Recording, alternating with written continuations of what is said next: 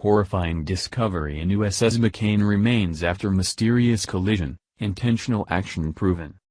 The headlines have been buzzing over the collision between one ship and the USS John McCain. About 10 men are missing and their whereabouts are unknown while 5 were injured but survived. It is expected that they are now deceased. The collision happened near Singapore, China between a naval and a merchant ship. CNN has already reported that remains of some of the sailors have been found in a compartment of the ship. The search for the remaining remains has continued. Questions are rising over the nature of the crash and whether it was intentional or an accident. The Navy has not ruled out whether it was an intentional action. The Chief of Naval Operations spoke to reporters on Monday and said the following at the Pentagon. "That is certainly something we are giving full consideration to, but we have no indication that that's the case, yet. But we're looking at every possibility, so we're not leaving anything to chance." The Young Conservative reported the following.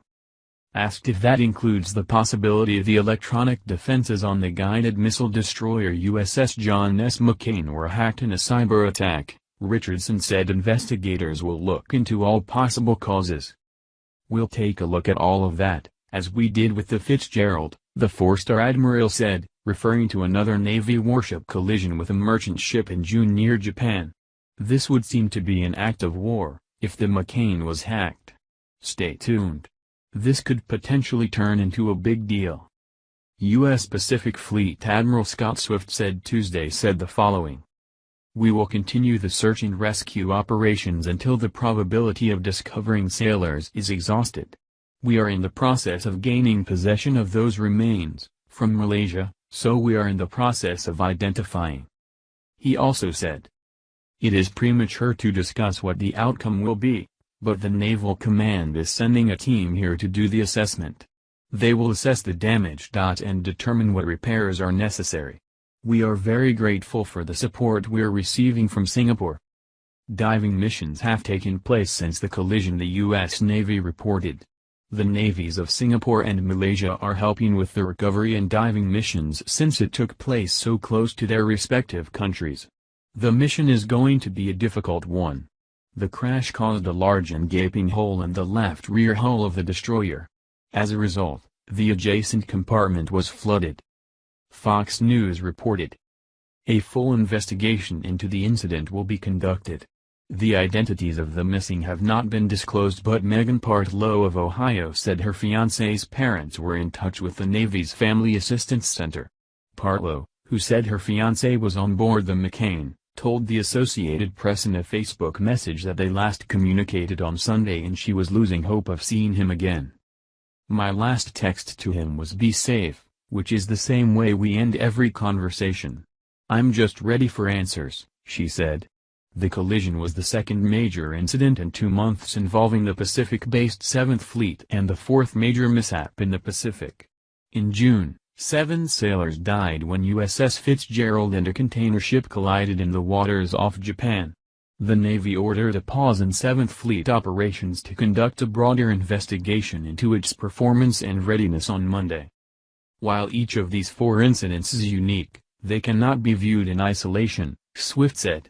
He added the Navy would conduct an investigation to find out if there is a common cause, and if so, how do we solve that? This is not an isolated incident but one of similar occurrences.